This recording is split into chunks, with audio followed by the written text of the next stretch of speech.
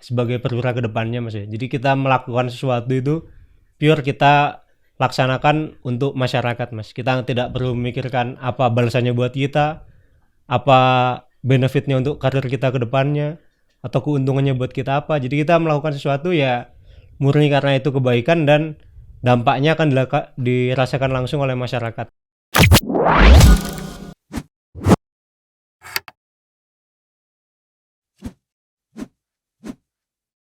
Halo DMCers, kembali lagi dengan saya Arya Aditya di DMC Podcast. Oke teman-teman, kali ini kita kedatangan tamu yang gak kalah keren dari episode sebelumnya, yaitu kakak-kakak dari Taruna. Selamat sore kak. Sore. Oke, sebelumnya nih tak kenal maka tak sayang gitu kak. Boleh dong kenalan ke DMCers nih biar tahu kakaknya dari mana, namanya siapa. Boleh aja langsung dikenalin ke Ladies first Mas ya. ladies first dong. Oke, izin perkenalan diri. Nama saya Sersan Mayor 1 Kadet Ananda Sika, biasanya dipanggil Cika, asal pengiriman dari Banten. Oke, yang kakaknya? Kalau saya nama Aldi Rinova Alif Muhammad, pangkat Sersan Mayor Taruna Korps Pelaut. Saya Taruna Akademi Angkatan Laut. Oke, makasih kak atas perkenalannya nih. Nah sebelumnya nih kak, sebelum kita masuk ke topiknya nih, sebenarnya jadi tarun ini emang cita-cita dari kakak SMA atau emang kayak tuntutan orang tua gitu kak? Kalau aku sendiri, awalnya aku daftarnya Akpol, Akademi Kepolisian. Tapi pas waktu, kebetulan aku kecepatan. Jadi dulu aku pas waktu TK itu masih umur 5 tahun. Nah lulus SMA itu belum genap 17 tahun. Terus aku nggak dibolehin buat nge-gap year. Jadi langsung buru-buru mau daftar kedinasan. Emang dari awal cita-citanya emang mau jadi abdi negara. Terus coba daftar Akademi Kepolisian, ternyata umurnya kurang. Nah maka dari itu disarankan lah dari keluarga, ada nih namanya Universitas Pertahanan. Baru kita coba, ternyata puji Tuhan lolos. Gitu. Oke, kalau kakak Elderi nih? Kalau saya, kebetulan saya kan orang Surabaya Mas ya. Iya. Akademi Angkatan Laut ini kan di Surabaya. Betul mas. Jadi sejak kecil saya memang udah biasa lihat Taruna gitu Mas, Taruna Akademi Angkatan Laut. Dan itu jadi buat saya kayak, ini keren banget nih abang-abang ini. Jadi saya dari kecil tuh memang pengen masuk AL Mas. Oke. Sehingga waktu SMA saya kira boarding school di Bandung yang bisa lah membantu kita ngarahin masuk Taruna itu, SMA boarding ini. Tapi tahun pertama saya gagal Mas. Saya sempat gagal tahun 2020 di pusat. Tapi sempat ikut SBMPTN juga, saya dapat kedokteran gigi di Jawa Timur. Tahun kedua saya daftar lagi, alhamdulillah lolos sampai sekarang. Oke, kalau misalkan mau persiapan masuk Taruna nih ya kak, mas, mbak, itu tuh ini nggak sih kayak latihan apa yang harus apa yang ada sekolah latihan buat masuk Taruna gitu nggak sih kak? Kalau materi untuk masuk Taruna kan sekarang open source sudah banyak Mas ya, sumber-sumbernya. Tapi yang jelas itu tuh komplit gitu Mas. Jadi di satu sisi kita harus belajar buat psikotes, kita harus belajar buat naikin di akademik juga, kita juga harus jaga kesehatan juga. Justru yang paling penting menurut saya itu menjaga kesehatan itu Mas. Karena itu kan perilaku kebiasaan kita jangka panjang Mas ya, nggak bisa kita berbagi setahun 2 tahun gitu. Membentuk habit yang bagus gitu ya. Oke Mas, dari kan Taruna sama PTN-PTS tuh sama ya. Apa sih yang membedakan gitu dari Taruna sama PTN-PTS lain gitu Mas? Kalau dari Taruna, yang pertama kita ikatan dinas Mas ya, kita terikat sama instansi kita. Seperti saya dibawa Mabes TNI Angkatan Laut langsung. Jadi kurikulum pendidikannya untuk saat ini sama Mas. Jadi kita juga di bawah Dikti juga 8 semester. Dan lulus juga kita mendapat gelar setara D4 yaitu Sarjana Terapan Pertahanan untuk Akademi TNI. Tapi kegiatannya berbeda Mas, karena kita tidak hanya menekankan di akademik, tapi kita juga harus disiapkan untuk langsung terjun di dunia kerja. Maka ada komponen-komponen lain yang kita laksanakan di akademi itu, seperti pelatihan di profesi kita serta kemampuan jasmani yang setiap hari dilakukan di akademi tersebut. Oke, di push gitu ya Mas ya. Tapi kalau menurut Mas nih ya Mas, kayak misalkan tuh ada kayak mata kuliah gitu nggak sih, atau emang ada mata pelajaran yang emang ada gitu kayak di PTN lain yang di Taruna ini? Ada sih Mas, kalau itu lagi yang saya bilang sebelumnya, karena kita juga ada beberapa mata kuliah lah yang harus diikuti dari Dikti itu. Kita juga ada mata kuliah bahasa Inggris, kita ada matematika dasar, fisika dasar itu kita dapat juga. Terus di tingkat akhir sebelum kita ngerjain TA, tugas akhir tuh ada kayak belajar metodologi penelitian, teori pengambilan keputusan tuh diajarkan juga, Mas. Oke, berarti kan kalau udah lulus dari Taruna nih dapat gelar D4 ya Mas. Misi itu tuh emang kita tuh kalau udah kerja didinasin gitu. Kita bisa lanjut kuliah gak sih kalau kayak gitu? Nah, bisa Mas. Jadi keuntungannya juga itu. Ada beberapa jurusan fakultas yang kita bisa langsung lanjut S2-nya, Mas. Oke. Jadi seperti kita bisa ambil S2 hukum. Jadi nanti kita bisa dapat gelar magister hukum itu di fakultas lain, di universitas biasa, Mas. Juga nanti kalau mengikuti jenjang pendidikan militer, ada juga setara S2 yang hanya khusus untuk militer, Mas. Oke. Nah, next kita bakal ada topik yang emang menarik nih ya. Nah, di 2025 ini itu ada Latsitardanus, Mas. Kalau boleh tahu apa sih Latsitardanus tuh, Mas? Biar orang-orang nih tahu nggak, kayak kan kalau PTN SBMPTN terus gitu-gitu. Menurut Mas Mbaknya nih apa sih Latsitardanus tuh? Latsitardanus itu kepanjangannya Latihan Integrasi Taruna Wereda Nusantara. Jadi kita dari 7 matra yang ada di Indonesia itu bergabung jadi satu, kita ngelakuin latihan integrasi. Jadi kita mengabdi ke masyarakat, kita naruh teori yang udah kita pelajari dari instansi masing-masing ke masyarakat untuk membantu masyarakat. Terus ada juga sasaran-sasaran dari latihannya tersebut. Kita contohnya ada desalinasi air, terus ada tentang satelit, terus ada juga mengebantu petani-petani yang ada di warga Banten di sini gitu. Jadi begitu.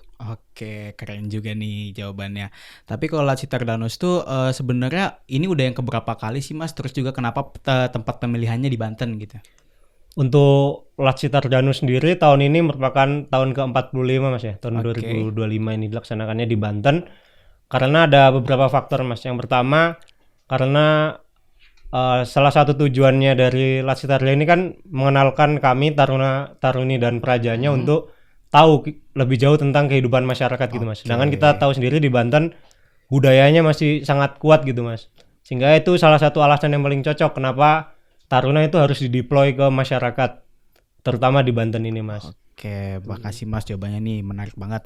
Nah, menurut Mas nih apa sih impactnya nih setelah taruna-taruni ini mengikuti Latsitardanus, impactnya gitu ke dunia nyata ataupun kehidupan sehari-hari? Untuk kitanya atau untuk buat taruna-taruninya, buat Mas Mak ya? Kalau untuk saya Mas ya sebagai tentara, karena doktrin kita tentara itu kan tentara rakyat, Mas ya. Iya. Jadi dengan latihan integrasi ini kita itu tahu, Mas, dari point of view-nya masyarakat itu seperti apa sih, keadaan kita sekarang ini seperti apa, kondisi real masyarakat di lapangan ini seperti apa, sehingga diharapkan kedepannya kita dalam mengambil keputusan itu berbasis tentang pikiran rakyat gitu, Mas. Iya, betul. Supaya tetap itu tadi menjaga semboyan manunggal dengan rakyat. Oke, terima kasih Mas. Jadi tapi menurut Mbak Masnya nih ya, kegiatan ini nih apakah bisa membentuk karakter buat masa depan nanti? Gitu Mas. Kayak dari impactnya gitu, apakah bisa ngebentuk karakter buat di masa depan nanti buat taruna-taruni yang ikut Latsitardanus ini? Mungkin kalau misalnya soal karakter, kita selama 4 tahun ini tempatnya kan juga udah pembentukan karakter. Mungkin lebih membantu kita juga untuk ngerealisasikan apa yang udah kita pelajarin di instansi kita ke masyarakat. Apalagi nanti kan setelah kita 4 tahun di sini, kita berdinas ke penempatan masing-masing, di mana nanti kita langsung bersentuhan dengan masyarakat.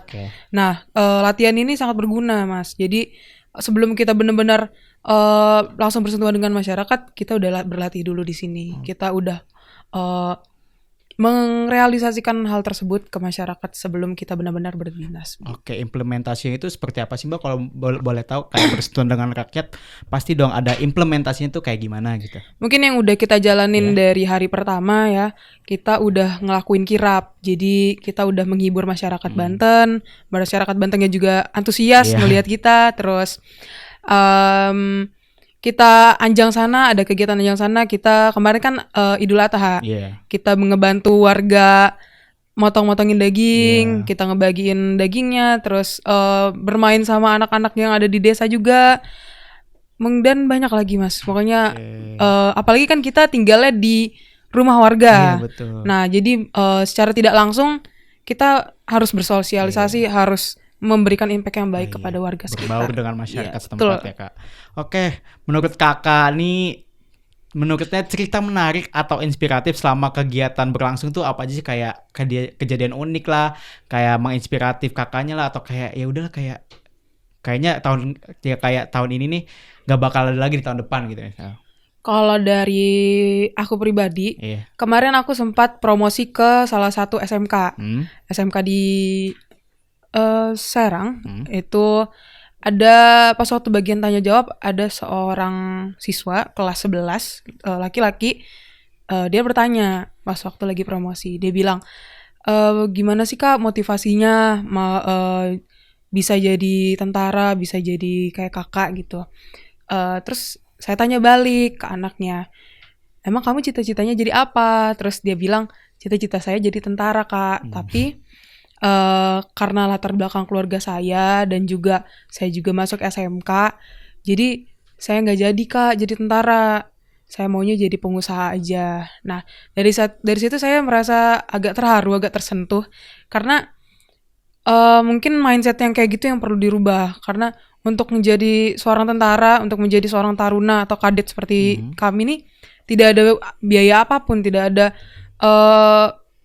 uang atau apapun itu. Jadi mungkin Gitu. ya Kalau gitu dari lah. Masnya nih, Sepanjang latihan ini Mas, yang paling berkesan buat saya adalah saya bisa berkolaborasi dengan taruna-taruna dari 7 instansi yang berbeda itu Mas. Dimana kita datang ke sini kan punya latar belakang dan kebiasaan dari instansinya masing-masing Mas ya. Di sini harus hidup jadi satu, berbaur dalam satu kontingen, ditempatkan di masyarakat Mas. Jadi itu harus ekstra toleransi dan saling memahami itu. Iya, Mas. betul. Itu menurut saya nggak akan saya dapat di latihan saya dimanapun berikutnya. Oke, next, menurut Kakak nih, ada gak sih warga masyarakat atau yang dampak dari masyarakat adanya taruna-tarun ini, apa sih yang dirasakan gitu? Kalau yang saya rasakan, Dilihat-lihat dari kayak kayak warga ini puas gitu, kayak warga ini ada taruna-tarun ini bisa terbantu atau apalah itu.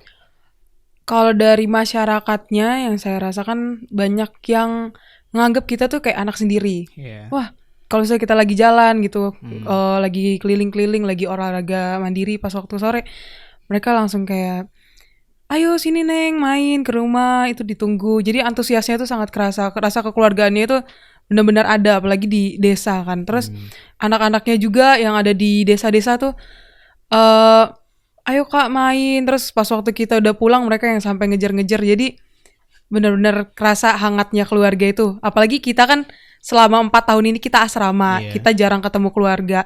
Terus kita dapat rumah, dapat keluarga asuh kayak gini, rasanya hangat sekali sih Mas. Kalau dari Masnya? Kalau yang saya lihat Mas ya, di Serang ini kan mungkin banyak tentara Mas ya, ada grup 1 Kopassus itu. Tapi untuk melihat taruna dan praja kadet ini kan sangat terbatas ya mungkin kesempatan mereka. Dan dengan adanya Latsitarganus di Banten ini, masyarakat Banten itu jadi bisa melihat lebih dekat Mas, seperti apa sih taruna. Mereka juga beberapa justru yang datang ke posko kami itu ibu-ibu Mas. Mereka mencarikan informasi untuk anaknya ini gimana sih kalau mau masuk, harus ngapain aja, seperti apa. Dari situ saya menyadari bahwa besar harapan masyarakat di Banten ini untuk bisa menempuh pendidikan ke depannya yang lebih baik lagi. Dan alhamdulillahnya kami berada di sini sehingga bisa sedikit membantu memberi informasi untuk masyarakat di Banten ini Mas. Oke Mas, kalau misalkan pengabdian tuh emang kita kayak apa sih, pindah-pindah? Apa emang satu tempat, emang 4 tahun di satu tempat itu Mas? Mas? Jadi selama pendidikan ini, lembaga pendidikan kami kan stay di satu tempat itu Mas. AL di Surabaya, Akmil di Magelang, Akpol di Semarang, AU di Jogja, Unhan di Bogor. Okay. Jadi selama masa pendidikan kami messing di situ. Nanti setelah 4 tahun ini lulus, kami akan disebar ke satuan-satuan yang ada di Indonesia. Bisa, dan sangat kecil kemungkinan apabila seorang perwira itu berdinas di satu tempat di atas 2 tahun Mas. Pasti kurang dari 2 tahun pasti dia sudah pindah lagi. Berarti kalau misal Mbak Masnya nih udah pindah beberapa kali, apa emang udah cuma di Banten aja udah gitu? Oh, untuk latihan Latsitarga ini hanya terfokus di Banten Mas. Karena lokusnya kan hanya kita tentukan, daerah latihan kita hanya di Banten saja. Yang saya maksudkan nanti setelah lulus bisa dideploy Bisa, di mana oke. saja. Tapi kalau misalkan keputusan kayak dinas gitu, kayak mas mbaknya dinas di mana itu, kita tuh bisa nentuin sendiri atau emang kayak ditentuin sama atasan gitu ya, Mas? Nanti tergantung kebutuhan organisasi Mas. Hmm. Jadi di awal masuk mendaftar itu kita udah tekan kontrak Mas, siap ditempatkan di mana saja. Oh iya. Jadi ya udah kita nggak ada tawar menawar kalau sudah perintah Kayak sifatnya. fakta integritas berarti ya. Betul. Oke. Nah, setelah itu kan mas mbaknya nih apa sih namanya?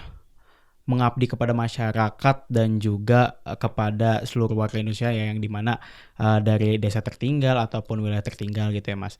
Menurut Mas nih syaratnya nih, syarat menjadi taruna-taruna itu harus apa aja sih biar lolos gitu tuh? Mungkin dari aku dulu Iya, ya. boleh. Kalau aku kan sebutannya kadet, aku Universitas Pertahanan. Jadi syarat paling utama di Unhan ini, yang pertama itu AQ 120. Jadi ada 4 tahapan, ada administrasi. Ini adalah tahap yang paling menggugurkan. Karena untuk administrasi dari Unhan sendiri itu agak lumayan tinggi. Terus setelah dari tes administrasinya ini sudah lolos, masuk ke tes online-nya, ada TKBI, ada TKD, lalu tes-tes tertulis lainnya tetapi secara online. Oke. Lalu setelah itu kalau bisa sudah lolos, dia langsung menuju ke Unhannya langsung. Tesnya di Unhan ada tes wawancara, tes mental ideologi, lalu tes jasmani, renang, lari, hampir sama seperti tes Bintara gitu, oh ya. tentara, tapi seperti itu. Lalu setelah itu tahap akhirnya itu ada pantuhir. Nah, pantuhir ini nanti yang menentukan apakah dia lolos atau enggak. Nah, setelah lolos, dia langsung dikirimkan ke Akmil untuk melaksanakan Diksarmil. Oh, gitu. berarti seleksinya itu berapa lama sih kalau emang TKD dari jasmani gitu? Seleksinya kira-kira sebulan lebih ada. Sebulan itu berarti berturut-turut, nggak ada jeda kayak besok TKD besok ini, atau emang ada jeda gitu kayak 3 hari jeda langsung TKD jasmani gitu? Kalau yang udah nyampe Unhannya itu dia ada 10 hari. Dia 10 hari di Unhan itu berturut-turut. Oke, Gitu. berarti setelah lulus nih pasti kayak jadi apa sih Kak kalau abis lulus nih, kayak pasti kan ada pangkat-pangkatan ya. Nah setelah lulus tuh jadi apa nanti, abis itu naik kemana gitu Kak? Kalau lulusan dari Akademi Angkatan Laut nanti akan dilantik menjadi perwira Mas dengan pangkat Letnan 2. Yang mana nanti berdinas di Angkatan Laut menjadi perwira divisi di kapal perang atau komandan peleton di marinir. Nah, itu didapatkan sesuai dengan penjurusannya, kecabangan yang dia dapat selama di akademi ini, Mas. Kayak konsentrasi gitu ya. Tapi kayak ada syaratnya nggak sih Mas kalau misalkan mau naik pangkat ke letda, abis letda tuh apa sih atasnya, paling atas sampai paling atas gitu Mas? Semua ini jelasin. Ya, jelasin aja. Jadi lulus nanti masuk golongan perwira pertama dengan pangkat Letnan 2. Setelah itu kurang lebih 3 tahun akan naik ke Letnan 1. Oke. Setelah itu di Angkatan Laut ada pendidikan namanya pendidikan spesialisasi perwira atau Dikspespa. Yang sudah mengemban Dikspespa ini bisa naik menjadi kapten. Oke. Habis kapten dia ada sekolah pendidikan lanjutan perwira di Kelapa. Dia naik golongan jadi perwira menengah Mas. Oke. Pangkatnya mayor. Setelah itu mayor dia sekolah lagi. Sesko namanya, Sesko Angkatan. Setelah Sesko Angkatan dia bisa naik jadi Letkol.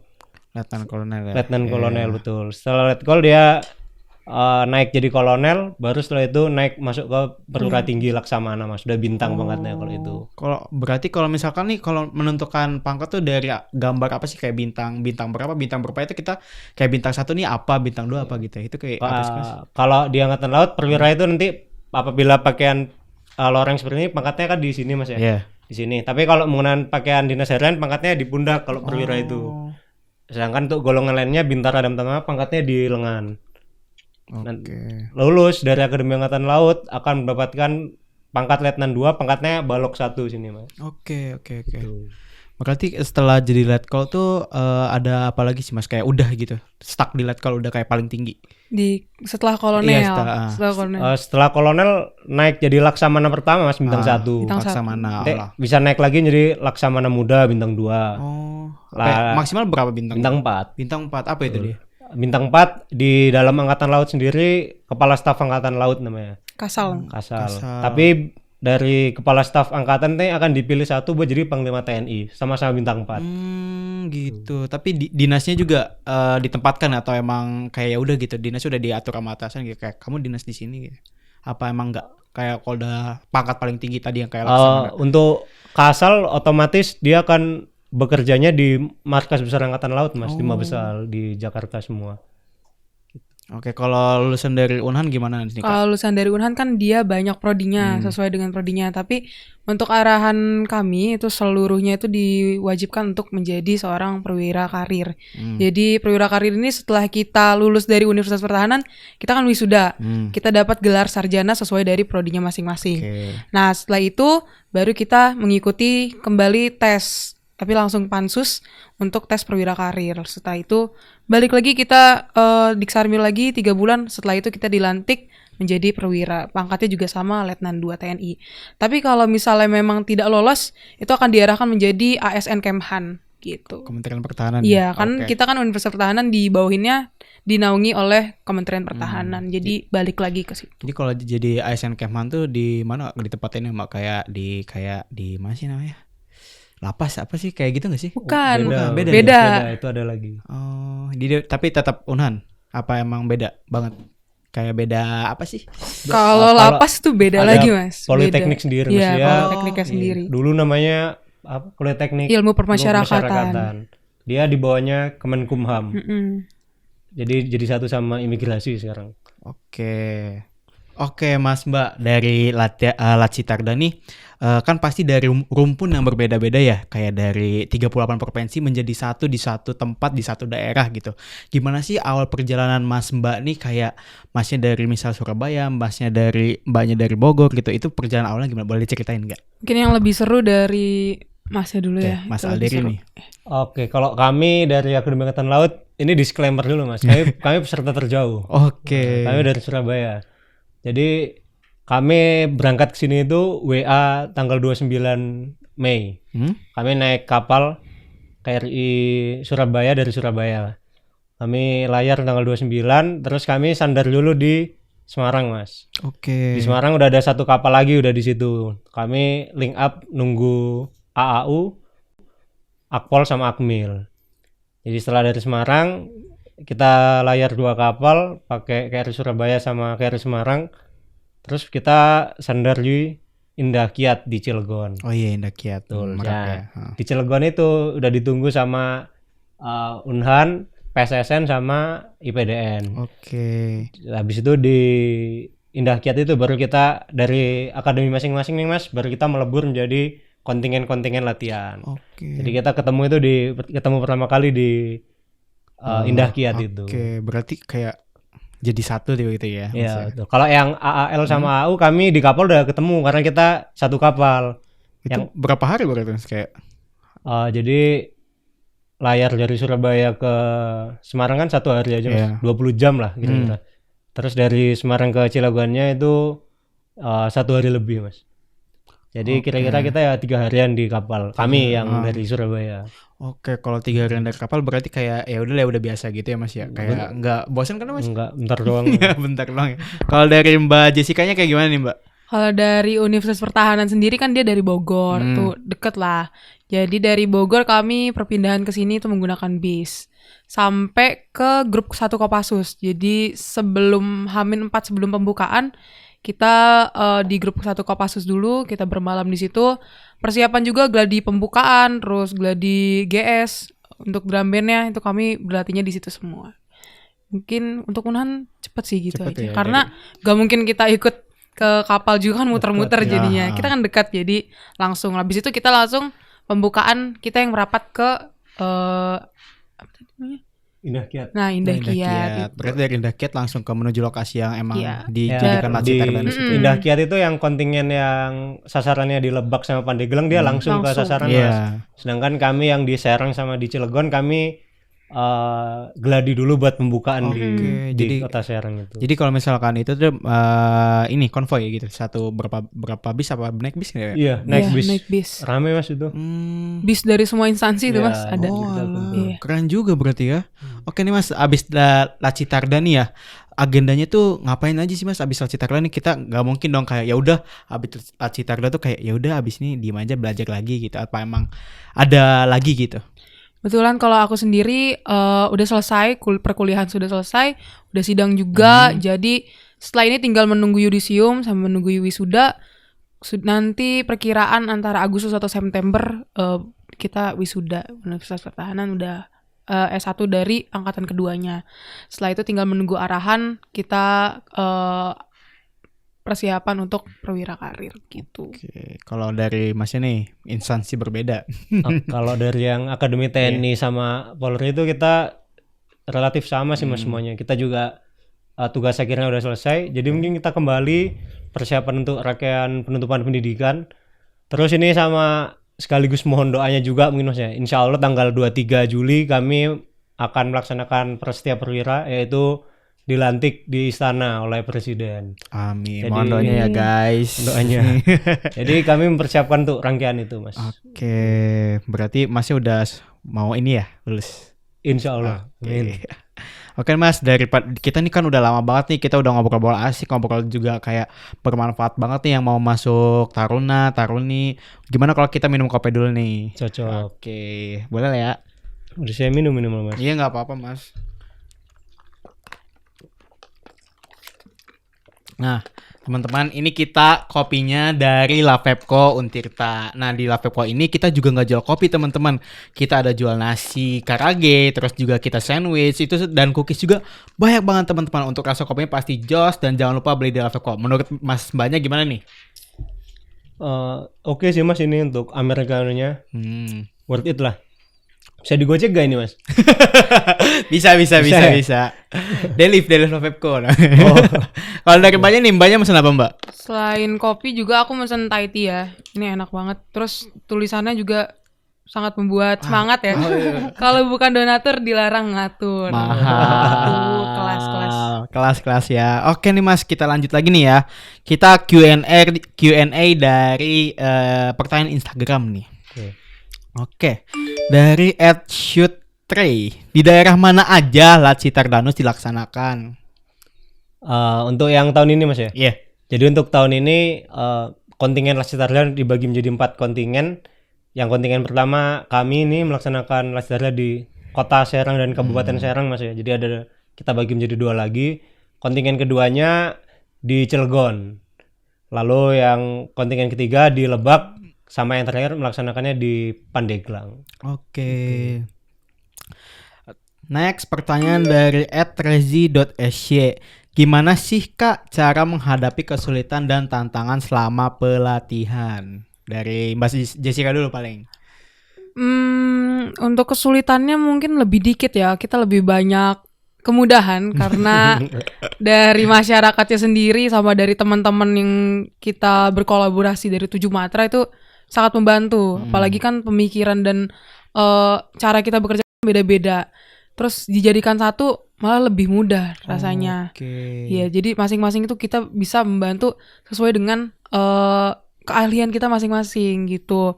Tuh kesulitannya mungkin apa ya kesulitannya? Mudah semua.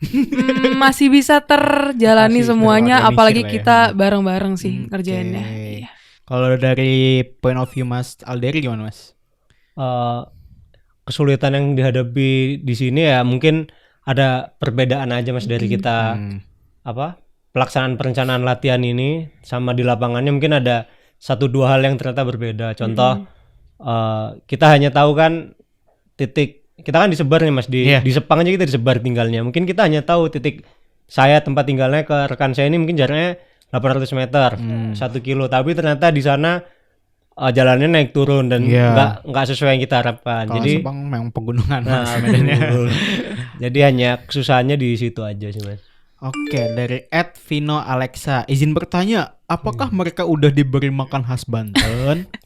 Gimana nih Kak, dari kakak dua-duanya deh. Kalau aku kemarin dari Ibu Asuh dari Induk Semang udah dikasih sate bandeng. Oke, makan khas banget tuh. Iya, kebetulan kan aku juga orang Banten ya. Jadi udah tahu rasanya ya udah enak. Kayak rasanya kayak otak-otak manis gitu. Oke, dari Masnya sama? Gini Mas, kalau saya tinggal ini kebetulan ada satu yayasan di Sepang gitu Mas. Jadi ada tempatnya relatif besar. Jadi saya tinggal itu satu tempat itu 20 orang. Oke. Jadi relatif banyak lah. Tapi makanan kami sehari-hari juga ikut dari orang tua di situ Mas, yang punya yayasan itu. Untuk makanan saya nggak tahu ini makanan khas atau enggak, tapi kayaknya kalau sore kita habis olahraga mandiri, pulangnya kita pasti jajan-jajan di pinggir jalan semua itu Mas. Yeah. Jadi ya makanan khas ya sih itu maksudnya. Makanan sini sih. Makanan umum. Oke. Next pertanyaan dari Yurmei _ Kak, kalau laci tarda ini digambarkan dalam satu kata apa yang cocok dan kenapa? Dari Mbak Jessica dulu paling. Kata yang cocok buat laci tarda ini menurut aku persaudaraan atau kekeluargaan. Karena balik lagi kita dari masing-masing instansi jadi satu, beda pemikiran, beda visi, terus kita digabung jadi satu di latihan ini, itu ternyata rasa kekeluargaannya dapat banget. Dari teman-teman sendirinya juga asik-asik banget dan seseru itu ternyata. Solid banget berarti ya. Solid banget. Mahal. Oke, dari Kak Alderi mungkin. Kalau dari saya toleransi Mas. Nah, karena itu tadi yang dibilang Cika, kita kan dari 7 instansi Mas. Masing-masing punya pendidikan dan tradisinya masing-masing. Sedangkan kalau kita bawa ego itu ke sini Mas, bisa berantem terus tiap hari. Jadi dari kita ya harus toleransi itu satu sama lain. Untuk kita berkolaborasi di sini, pengabdian kepada masyarakat kita kasih yang terbaik. Iya, gitu. Betul sih Mas. Berarti sama dengan sebuah negara kita dong, Bhinneka Tunggal Ika. Oke. Tapi selama di Banten, Mas kan dari Surabaya nih, Mas Alderi. Terus Mbaknya juga dari Banten. Culture shock di Serang tuh apa sih culture shocknya? Kayak, lah di gue kayak gini gitu bisa. Kalau aku sendiri udah nggak culture shock lagi ya. Aku udah tahu ya. Jadi ya lancar-lancar aja semuanya. Tapi mungkin dari teman-teman yang mungkin baru ke Banten, mungkin kayaknya panas ya. Sepanas itu, nggak ada hujan dan panasnya kan terik ya. Mungkin itu sih culture shock. Dari Mas Alderi nih. Kalau saya rasa di Surabaya lebih panas Mas ya. Apalagi AL tuh ini laut, ini udah AL Mas. Jadi kita tiap hari lihat sunset di laut, lihat sunrise di laut. Tapi kalau culture shock yang saya rasakan ini bagus sih sebenarnya Mas. Masyarakat di Sepang itu guyup gitu Mas. Jadi kami tuh sering setiap malam diundang ikut forum ketua RW ini. Terus kita ikut bapak-bapak di sini ngadakan pengajian malam Jumat kemarin. Baru semalam Mas kita datang. Terus ada tahlilan 100 harinya ibu siapa, kita datang lagi. Jadi sering main sama bapak-bapak masalahnya. Hidup bermasyarakat ya Mas berarti ya, mau belajar. Oke. Next kita bakal ada nah, menurut Mas nih ya, nilai utama dari tema mengabdi tanpa pamrih itu apa sih Mas, Mbak? Dari Mas Alderi dulu deh. Mengabdi tanpa pamrih Mas ya. Jadi mungkin ini sesuatu yang harus kita tanamkan dalam etos kerja kita sebagai perwira ke depannya Mas ya. Jadi kita melakukan sesuatu itu pure kita laksanakan untuk masyarakat Mas. Kita tidak perlu memikirkan apa balasannya buat kita, apa benefitnya untuk karir kita ke depannya, atau keuntungannya buat kita apa. Jadi kita melakukan sesuatu ya murni karena itu kebaikan dan dampaknya akan dirasakan langsung oleh masyarakat ke depannya Mas. Oke, dari Mbak Jessica?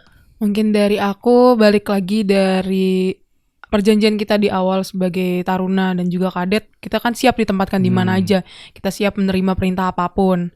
Mungkin mengabdi pada masyarakat ya menurut saya, balik lagi ke perjanjian kita di awal sebagai taruna dan kadet, kita kan siap untuk menerima perintah apapun, kita siap ditempatkan dimanapun itu. Jadi secara tidak langsung apapun yang kita lakukan itu memang dikhususkan untuk negara kita. Apapun yang kita lakukan pertama kali itu kita harus sesuai dengan perintahnya, sesuai dengan kemauan dari atasan kita.